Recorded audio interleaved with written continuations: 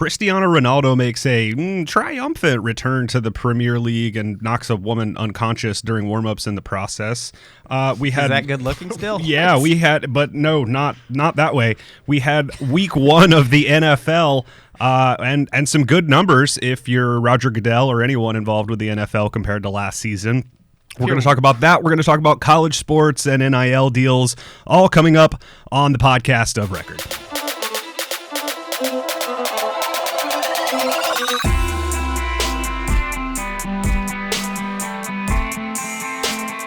Hello, everyone. Welcome to the podcast of Record. You've got Matt, Joe, and Jack in the studio, along with producers Alex and Kirsten. Welcome, everybody.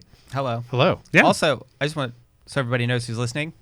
There's now a YouTube version of this back up and running. It's been pre-pandemic before we have to do video. We have video back up. Mm-hmm. What's the YouTube channel, Alex? Podcast of Record. Podcast of Record. So when you search it, sometimes it doesn't come up. What's the direct URL? Do you know? Is it / You'll tell me? Okay, probably should have worked that out before the show. But I was just looking at the video. I was looking at the video from the last one in my Slack channel that we do this episode, and that reminded me I should probably tell people. Yeah, that's a good reminder. Stay to the everybody. end. Watch the bloopers. Probably the highlight. The bloopers are one of the best things. The actual for sure. content we do is questionable. The bloopers are really high end. Yeah, just chef's kiss. Get a link on the website too. Yeah, 100%. All right, we're talking about the sports ball. This is another just good themed episode. We're going to talk about sports today. Tell me why Cristiano Ronaldo is abusing women. Oh, that's sad. That's not what's happening. He said he knocked out a woman. I did say that. So, Cristiano That's abuse Ronaldo in my book. Oh, right, but that's not what actually happened. He didn't do it intentionally. He did knock a woman out though. How? During warm-ups. You're leaving me up in the air on the story. Get to the. That's how I get him. That's how I get the listeners in. Joe, you got to work with me here a little bit. I am the listener because I don't know the story. So, if you don't know, Cristiano Ronaldo returned to the Premier League where he started with Manchester United on Saturday was his first game. They played Newcastle United. They went on to win 4-1. He had a good game. He scored 2 goals. Especially, he's 36 years old now, so he's doing pretty well. He's 36, I'm 36. We're both scoring goals. Yeah, great. Yeah. You're both crushing it. Both making millions. Great. Billions probably. Yes, yeah. Just basically the same people. Uh-huh. So that's what we say around here. What happened? The Cristiano Ronaldo of my office. Exactly. I've always called you that personally, especially when I see you running in there like screaming shirtless, and then you get those carpet burns on your knees because you tried to slide across from one side to the other. Email with no spelling errors. Yeah. All of this actually happens. It's really incredible. Mm-hmm. That's why we set up that security camera in his office. Emotional. Yeah, I get it. That's why we set up the security So he knocked out a woman during warm-ups by just kicking a ball. It was, I think, one of the women that worked for the stadium that was standing on the field because she was supposed to be there, and just nailed her in the head and knocked her out. But it's okay. He made it up to her by giving her his shirt. Oh. Okay. See, I try and do that with people, and they say, no, thank you. And you get kicked out of a Starbucks. Yeah, I'm always asked to leave the Applebee's. It's so rude. Yeah. So rude. Sir, this is a Chili. Why is this relevant to our podcast? It's not a sports podcast. Unclear to me. Yeah. But here's why it's relevant. This event, his return to the Premier League, one of the biggest watched events on Saturday, even with college football happening, not just in the U.S. Cue the music, Jack. Oh, you didn't have it ready? Every time Matt says college football, you're supposed to play the music. I didn't know that. Okay. Nobody told me that. Hang on. To be fair, I didn't know that either, but it seems like a really good idea. Well, yep. Here we go. College football. All right. Okay, we got it. College football. Just anytime he says it, just push spacebar again. Yeah, cool. So, we had college football, obviously, on Saturday, but this was a big deal on Saturday, not just in the United States, if you're a soccer fan, which is a very large and growing population, but around the world. Huge fan base for soccer, obviously, and huge fan base for Cristiano Ronaldo in particular, maybe in competition for one of the largest fan base for an individual athlete probably on the planet. Again, we're there. I feel him. Yeah, I know you do.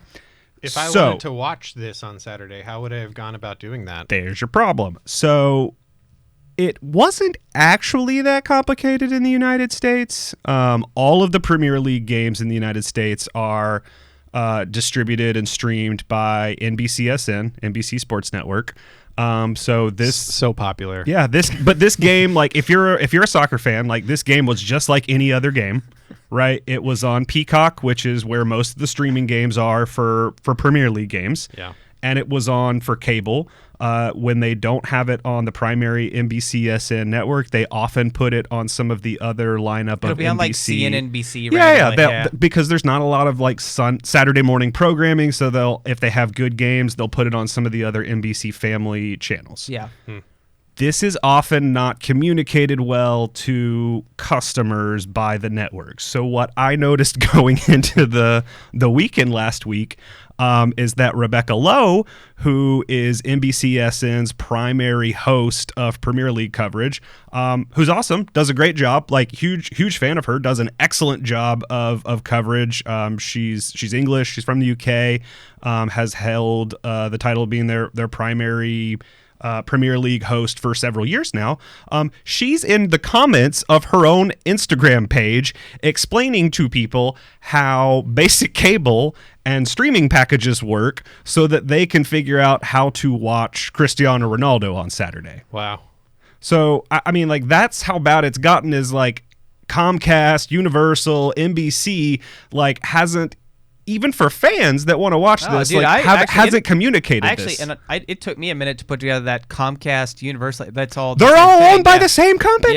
Yeah. Peacock and NBCSN and Comcast are all the same company we in keep this track case. of this professionally, but it's getting to the point where I keep track of what's streaming where and how and where to watch it and what to do, or if I care about it. Yeah. But like it's kind of insane now. Like the app, like, oh, is it on this app? If it's on the app, is it on the cable network? Is it on broadcast? Now, one of the things it used to be the NFL was the most complicated setup because you didn't know if you were in the region that was going to get the game. And now, no, it's not. No, it's not, because now you can just look at a map. I was going to say NFL TV maps. Yeah, change that. Right, yeah. But listen, ESPN, NBC, I'm in the green zone. I don't get this one. Doesn't matter what you want to watch now. Everybody else said, you know what, NFL, hold our beer. Like, we're going to make this so complicated and weird on what you have not blacked out in your region, what you have access to with your package. Can you stream it? Do you have to stream it? But at least at this point, everybody knows I got to get a satellite dish or I'm going to a bar to watch NFL on Sunday. If you're out of market. If you're out of market, yeah. Or you're in a secondary market. Right. Yeah. I had friends text me over the weekend trying to figure out how to watch this. I'm not a soccerman myself, but Joe apparently is. But because he and Cristiano Ronaldo are literally the same person. Me and C hang out. What do you want me to tell you? Did you say C? Yeah, we're not even on first name basis. We're on first letter basis. All right, Jay. CR7, baby. So yeah, no, and I said, you know what, guys, I really don't know, but I'll look into it for you. It basically was the grandma help me, I need my printer set up type conversation with people my age trying to watch a soccer game, and I said, you know what, it looks like it's only streaming on Peacock. Get yourself a Peacock. Yeah, you're gonna have to get on the Peacock real quick and figure that out. Ding, ding. No, it's a mess, and frustrating because it seems to be moving away from ease of use. Like, the learning curve for all these apps has changed. ESPN has definitely changed the content available. It's weird to me that it's getting worse in the sports world because it's getting better in other places, right? Yeah. Like, Discovery took everything and made it easier in Discovery Plus. You don't have to have the HGTV app and the Travel Channel app and all these other things. Like, you just get in Discovery Plus. I think it's worse in the sports world because it's being still priced as if it's a broadcast product where they're going to sell national TV ads against it. And so I think there's a decent percentage of the market in the sports world that doesn't even care about the price at this point, right? Especially in a COVID pandemic world, there's a decent percentage of people out there that like, I agree. This is the thing I've got to do. I don't give a crap what the price is. The licensees, CBS, Fox, NBC, ESPN, ABC, and Amazon spent $113 billion to get the NFL broadcast. And I know we were talking about soccer, but NFL. No, this is, let's talk about NFL. Right. So, the issue for them is they paid that money essentially under a valuation of like, hey, this is broadcast TV. We're going to sell ads for $500,000 a piece for 3 hours or more if it's Monday night or a Sunday night game, right? Except for Amazon, who knows they're going to stream it. The problem is for them to stream it. It is likely that they can make more money just showing it as restricted as possible. than they can off running a limited number of very high-end subscriptions. Now, I actually agree with you. I think, what price would you be willing to pay for that a season? Probably as much as a season ticket, $300, $400, $500. Yeah, a bad season ticket, especially at this point, right? Yeah. So, I mean, especially with if you're not a huge NFL fan, the NFL Sunday ticket package, which is the exclusive which is, way. by the way, the only one that I think matters, and it is the one that is not current. It expires this year. The contract with AT&T. Yeah, I mean, because DirecTV. everything else is basically a single game, right? It's the Sunday night game or the Monday night game or the Thursday night game. It's the only thing that is a package of games that you can purchase. Yeah. It's not an individual standalone game. Yeah. But my opinion on it is I think there's so much focus on the broadcast side, but I think in the future, over the next 3, 4, 5 years, that NFL Sunday ticket is going to be the most valuable package. It's going to be more valuable than Monday Night Football. 100%. And it has to be a package that considers streaming first. Yeah. Right? I mean, with people with Roku devices and Amazon TV Fire Stick devices and Apple TV devices and their tablets. You can't stream this right now. You have to have a DirecTV satellite dish to get it. There's some workarounds. You can stream it if you have a DirecTV subscription. Yeah, if you have a DirecTV. It's very poorly done. That deal was worked out 7 or 8 years ago. Yeah, it's just old. Yeah. It's old. I had a grandfathered workaround for a system they came up with for people in apartment buildings that can't get a DirecTV satellite dish based on an old billing address that they never rechecked from many years ago. You're a criminal and you're admitting it on this national broadcast. But finally I was booted out of the program for this season. So it's not a criminal, he's just a pirate. I'm a rebel, man. Let's talk about the Sunday ticket package, because I think that's the only thing remaining right now. Who do you guys think is best positioned to win it? Who can get the most out of it? I think Apple and Amazon are probably the two front runners for going after it. Mm-hmm. I don't think DirecTV can even. I don't know if they even put in a bid for it. At this point. So by the way, AT&T spun off DirecTV, or the division of DirecTV that has Sunday Ticket, to Discovery. No, they made it its own thing, and so what they want to do is spin off Sunday Ticket into its own company if they win the license. It's its own so thing. AT&T wants to win the license again, spin out the entity that holds Sunday Ticket into its own thing. Correct. I think Google and YouTube make a really hard run at it quietly. I think it could be a pretty big tentpole for YouTube TV that's been growing quite a bit over the last few years. Google was kind of serious about it a few years ago when this was up for discussion. Google, but I think when Amazon came in and started with the Thursday night games, Google got interested, and I think YouTube TV could do well with a. So I think they would. That. I don't think the NFL will ever sell it to a tech company, because it's too dangerous that the NFL... I think they will make every effort to prevent from selling it to Amazon. Yeah. And they should. Yeah, or Apple or, YouTube, and the reason I think Amazon's way more dangerous than Apple, right? Because, if Jeff Bezos can buy it and instantly monetize it to, you're streaming all of the Sunday games and, oh, did you know that you could purchase this jersey? That is instant for him. It's not instant for Apple. Yeah. Yeah, I also think with, YouTube, right, YouTube TV, to be clear. Yeah, YouTube TV. What happens if YouTube TV it's fairly becomes instant for them. So successful that YouTube TV is the dominant cable, so to speak, provider in the country, and then when the NFL goes to renew this contract, that's all they have to deal with. They can deal with Google or very small players who can't afford the package, and then YouTube's or Google's in control. I think the winner will probably end up being ESPN, ABC. Disney's deep on that ESPN streaming. Can they spend the money? Working. Can they spend the money right now? Can Disney? Will they let ESPN spend the money? ESPN has been a black hole for them right now. Yeah, ESPN is in a weird spot. Yeah.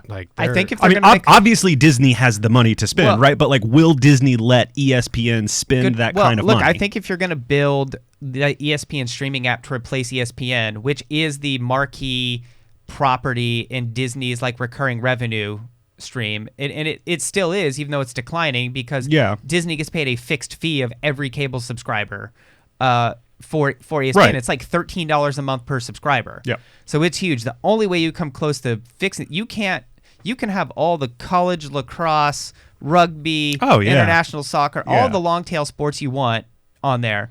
But unless you have something that big and that marquee that can put people on, you're never going to come close to replacing what ESPN. Oh, I cable completely was. agree with you. No, I mean I completely agree with you that they need it.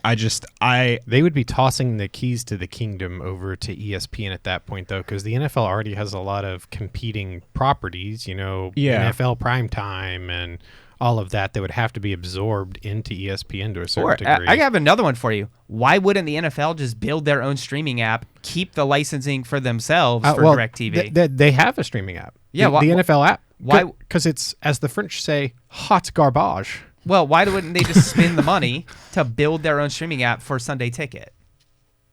They seem to just want to sell. Yeah, but that's not what they're doing. Well, this is an interesting thing because, by the way, this came up in our interview with Rachel Iverson yesterday on the music industry. Is this idea of licensing something out, letting somebody versus running it yourself? It's possible the NFL could make 2 or 3 times as much money running it themselves with very little risk.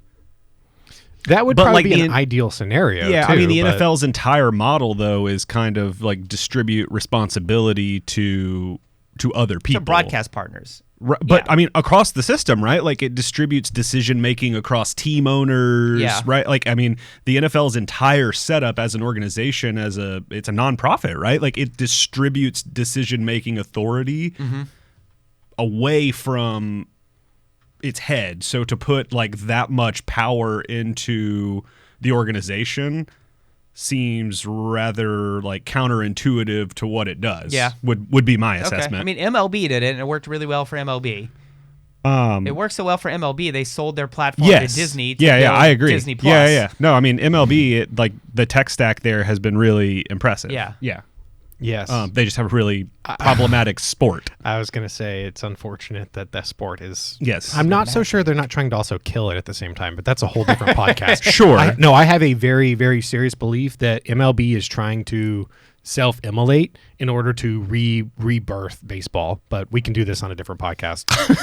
That's a hell of an episode. I need to bring my tinfoil hat in for that one. What else? What else do we have? We're doing all sorts of theme episodes now. I mean, we're way off marketing. So, I mean, look, week 1 of the NFL this year was up 21% viewership from week 1 last year. Which is good because it was down like 50 from week 1 last year, right? So, it wasn't quite 50. What would you attribute that to? That it's up.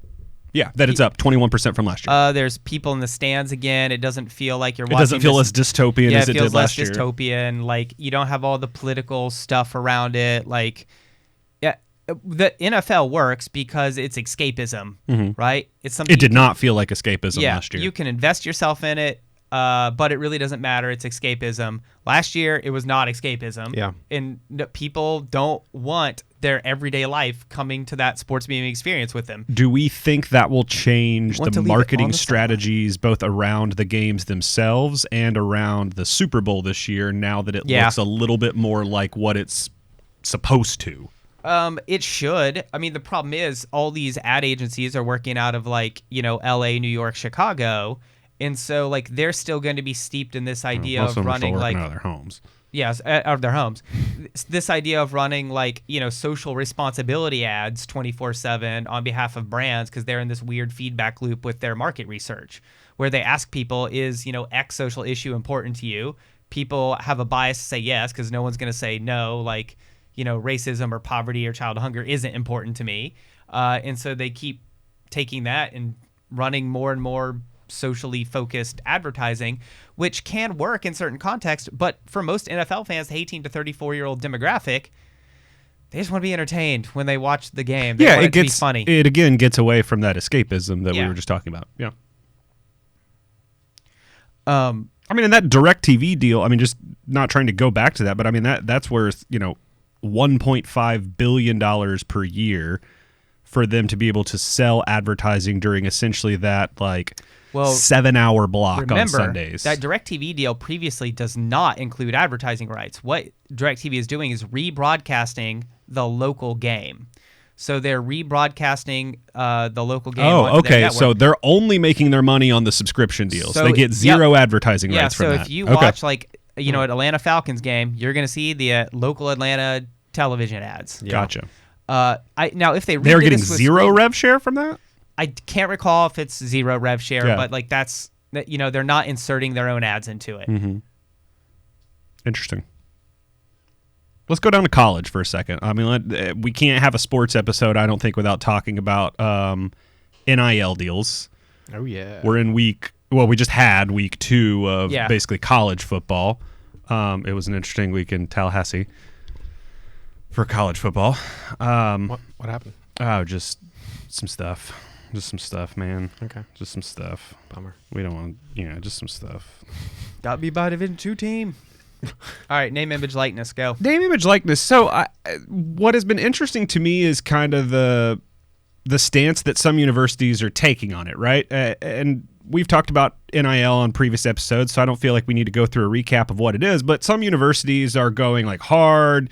We don't want to have any part of it. Like we're pissed, like the NCAA is. It's a distraction for our athletes. Yada yada yada.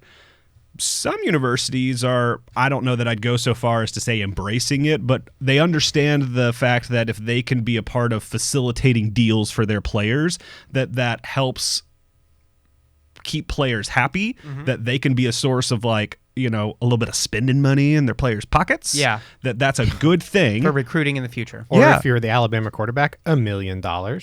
Yeah, but did the university facilitate that deal? Oh, no. Yeah, but that's what I'm talking about is the university actually right. helping facilitate deals, right? Yep. And having additional goodwill from that instead of being part of the impediment for the players and getting bad will that comes from it. So, example, the Georgia Tech football team, the university facilitated a deal for the entire team. Oh, yeah. To have matching TiVo branded pajamas that they wore at the team hotel, and they had to pose for a photo or whatever as part of the brand deal, but the entire team got in on it, so everybody got a piece, nobody was excluded, and everybody got to feel good because the university facilitated that deal for them and comfy and got some cool. Here's where I think this is going to end up going is the big top tier schools aren't going to play with this. When the SEC rolls out and it's its own thing. I mean, the biggest is obviously not. Yeah, they are going to crack down on players doing their own thing. Mm-hmm. You will have these team sponsorships. The team or the school will be the intermediary there and take its piece, their 20-30% agent cut. And then everybody just kind of gets what passes through, and whether or not they allow individual players to have it or it's just this whole team. But I don't think they can stop the superstars from doing it, right? They can. If they got, I mean, it's gonna kill their recruiting long term though, right? What if this is college sports at the high end is still a cabal. So if all the SEC schools just agree, hey, we're the SEC, this is not what we're going to do, and you want to play SEC football, and part of playing SEC football is you have to sign this contract. I see where you're going. I agree. They could say the SEC and the fact that we can get you to the NFL and the fact that you can make $10 million in the NFL is worth more than making 20 now, but that's gonna affect top tier recruiting, but there's also gonna be some really important mid-level recruits that are no, screw that. I'm here to get a college scholarship, and if I can make $20,000 doing car dealership deals over the next 4 years too, I want to do that because I'd like to be able to enjoy my college experience as well. So I'm going to go to a different school, and that was a really important right guard that somebody could have gotten. And I think what's happening and what you'll see in the long term is less the schools being obviously involved, and you're going to see them steering athletes who want to do this to certain agent groups that are currently facilitating this for some of these high profile players. So for instance, at Alabama, the quarterback there, I can't remember his name, who's clearing $1 million. Yeah. He's got a really high profile, I think, agency or whatever. Yeah. I mean, he's using a full on NFL agent. Basically. Yeah. So I think what you're going to have is these agencies that are going to be focused on certain schools. So Alabama will have their own group of guys who are helping facilitate. And that way the school and the coaches can still have a certain level of perceived control over it. But the school won't be directly saying you can't play football here if you don't sign this contract that says you can't go out and do your Men's Warehouse sponsorship. I mean, just kind of wrapping this. Joe, were you about to say something? Okay, just kind of wrapping this, into a little bow. I don't know that any of these companies that are doing, NIL have have figured this out, and that's not a knock on any company. Like this marketplace is so new. I haven't seen anything that's really stood out to me. Like, oh, that's an inventive way to do it. The pajamas thing does that you just mentioned. Yeah, like I don't know what this marketplace like looks like going forward, and so I mean, like best thing I've heard is delivering pizzas. The local pizza place just hires the players to deliver pizzas for a night, and you can call. You're gonna get your pizza delivered by a player and get an autograph. But even not just like the who's using it in a cool way, but like how to facilitate the deals, right? So I mean, you've got some pretty big names even in the sports world that are doing this. So you've got like Gary Vaynerchuk and his brother AJ Vaynerchuk and VaynerMedia and Vayner Sports that are doing NIL deals. But I obviously I'm not privy to what they're doing, but I don't know that anybody's cracked the perfect code yet of how to connect local businesses with athletes that aren't the guy that's making $1 million in deals. So like you can make that connection for a $500,000 deal. Like, how do you make those connections for the people when the schools at local aren't schools? Hostile or are warm to it? When the schools start talking about it and promoting it, you'll see that like local small medium business space pick up. Yeah, because if you're in a college town, how does a company, I guess, figure that out when? Like, is there going to end up being 1,000 of these companies, like at the services level, that help these guys figure out how to do this, or is it going to end up being like a major like talent agency level where there's 4 or 5 of these companies that just have everybody and they have field reps, like insurance agencies like out in the field? I think so. Yeah, I mean, like that's kind of what I'm getting at is what does this model look like? I think most players are repped by an office that gets built through the university, through the athletics program. Yeah. That's how most players are repped. Yep. Like, this is our local FSU office that just like, and here's your local person. No, I mean, I think it's the university that is running it, so they'll be okay. You think the university is going to do it themselves? The star players will get their own people. Yeah. For everybody else, and not just football, basketball, but swimming, volleyball, all those players, the university will establish like an office for this, an NIL office. Okay. And then like that NIL office probably won't be very proactive outreaching on behalf of the athletes, but like people will eventually Don't you think they'll catch on to that pretty quickly then? No, because they'll have inbound coming in once it's like a known thing. It'll take a few years for it to be a There'll known be thing. enough to like keep some people satisfied. Yeah, but the local bar will know like, I can get the whole volleyball team here for $2,000. The university takes $250 on the $2,000. The rest gets distributed among the players for an hour of work. I think that's how it's going to end up being, because what will happen is like the star players will have enough leverage to broker their own deals. Like every other player isn't going to really have access unless the school helps with it, because they can't just go. It's going to be hard for them to go pitch themselves like a local burger place. And so part of the recruiting, I think, will be like, and we have our NIL office that'll help you with like, NIL deals, both for the team that you're going to share and like your individual things. And if you have any ideas, just go talk to the NIL office and like they can see if they can connect you with somebody. So then, I mean, how should, if you started a startup like NIL company that like just wanted to help facilitate these deals tomorrow, what do you think the model would be? Would it be trying to like create those regional offices, or just not doable? Gear, sell stuff. Yeah. Find out what players are interested in selling, and then as they build their like online help them profile build merch stores and help them figure out like the licensing parts of that, like what colors you're allowed to use when you're crossing the line of cool. I like that. Jack?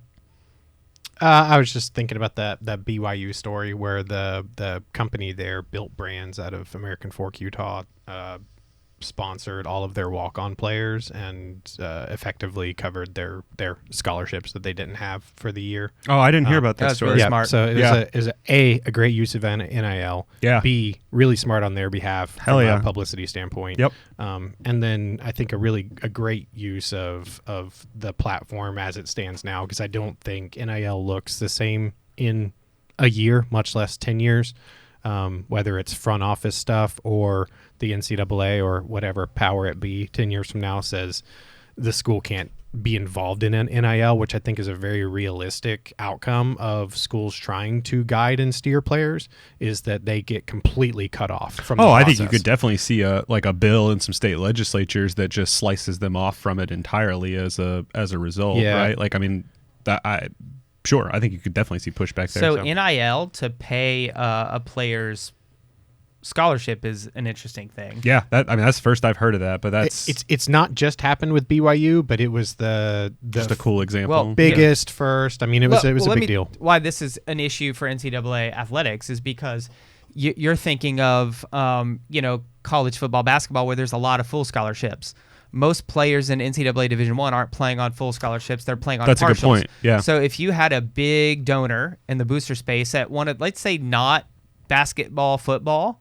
But maybe they wanted to get the entire team to a full scholarship. Well, no. If I really cared, let's say I really cared about, like, I don't know, the FSU women's soccer, Florida State University women's soccer, which are already really good, right? But then I learned that, like, there's 10 scholarships split among 20 players, which means there's 10 players, no scholarship. What I would do is, as a booster, I'd be like, hey, in your recruiting, you can tell them every kid gets a full scholarship. Yeah. And so that way the coach can go out and recruit full scholarships. And so what that means, unless the other competing universities also have an NIL booster willing to front full scholarships for each one, like they have a leg up on those players. It's like a new asset. Yep. Yeah. Yeah. Yeah, I think that's a super cool idea. So you're almost, it's kind of a weird pseudo. Well, figure out how to use it to model. your advantage, right? Like it's here, it's the law. Yeah. Like stop trying to figure out ways to do legal jujitsu to make it less painful, and start figuring out ways to use it to your advantage. I think are probably the lessons from the first 2 months or really 2 weeks of the season. Yeah. But anybody got anything else on the sports extravaganza? Sports ball. Kirsten, Alex? Cool. All right. Well, as always, we appreciate you joining us, whether you're listening or watching. Alex, did you find the URL for YouTube? There's no unique URL. It's just like search Podcast of Record. You'll find it. Go to podcastofrecord.com, and we will make sure, if it's not already, that the YouTube page is linked at podcastofrecord.com. Oh, good point. It wasn't on there when I checked. I was trying to serve someone on Saturday, which is how I will make sure it is linked before this episode goes live. Is on. That's amazing. Technology. Upload. This is like living in the future. Yeah, there you go. Podcastofrecord.com. As always, we appreciate you joining. If you're watching, leave us a thumbs up. Better yet, subscribe. If you're listening, leave us a rating or review in your favorite podcast app choice that helps more people discover the show, and we like it when more people discover the show. Otherwise, we'll see you next week. Thanks for stopping by. This is Podcast of Record. This shit is fire. Do you remember the CBS song? I want to be buried in that song. Do we have coffee? I didn't know this still wasn't the song, by the way. Huh? I didn't know this still wasn't the song. I thought this was still the song for that. They got new dev kits for the PS5, and it's just an even bigger PS5.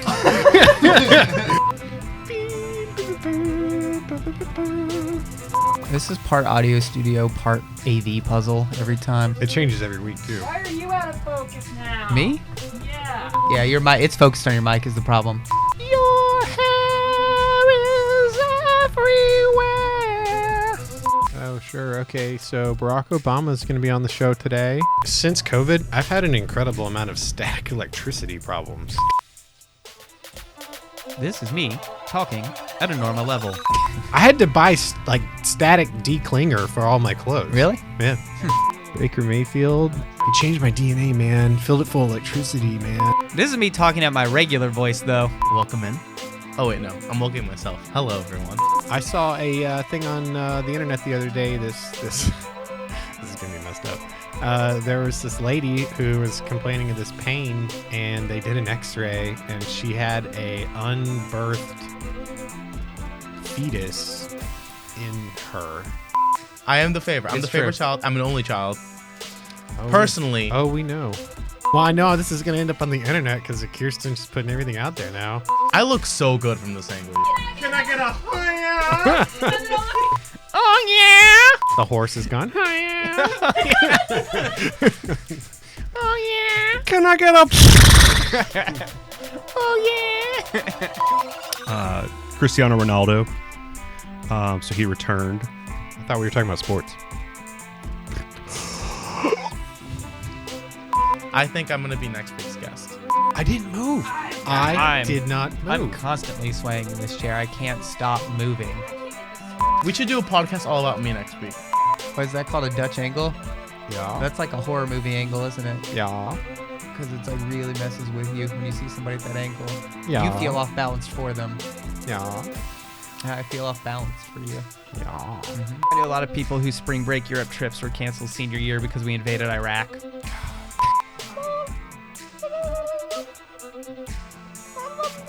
Their children to Afghanistan. The same people who are really worried about their children getting vaccinated are like, hey, sorry, my kid can't get vaccinated. They're in Afghanistan right now. Ain't got nobody. Should we do a podcast now? All right, so here's what we're going to talk about.